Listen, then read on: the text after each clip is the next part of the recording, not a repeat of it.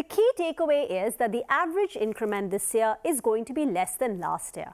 Now, according to a Deloitte survey, the average India increment is likely to be 9.1% in 2023, which is lower than the 9.4% that we had last year, and only 1 out of 3 organizations are planning to give a double-digit average increment.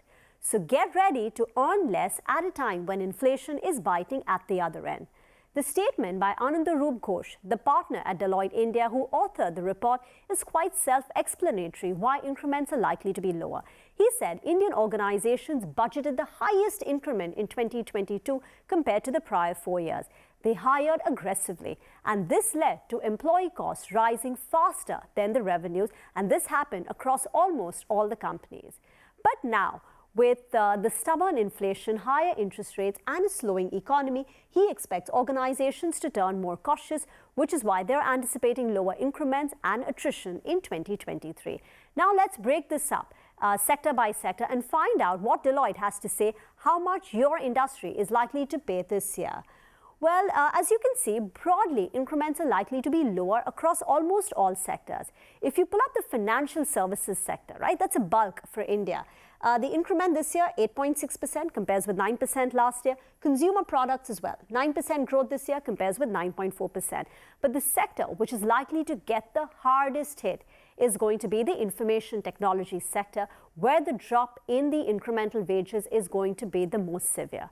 And this doesn't come as a surprise given the layoffs globally and the drop in attrition. In fact, what Deloitte has to say is that the IT wage increment in 2023 is likely to be the lowest in a decade, ex of the COVID year 2020, which according to them was an aberration.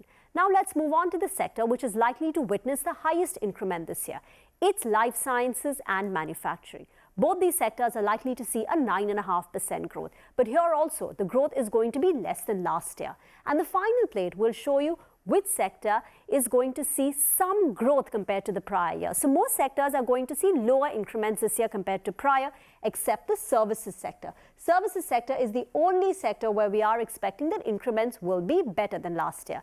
There are also many other interesting things that the report has highlighted. For example, amongst the challenges, they're saying organizations do keep tech at the forefront, but 27% of them are facing challenges in integration of the new technology with their existing tech platform. Another challenge is the skill gap. 19% of the organizations, mostly in IT, ES, and consumer sectors, have said that 19% of the employees have visibility of skills beyond their current role. So those are some of the challenges which the companies may look to tackle this year. But the key takeaway is that companies are likely to dole out less increments in 2023.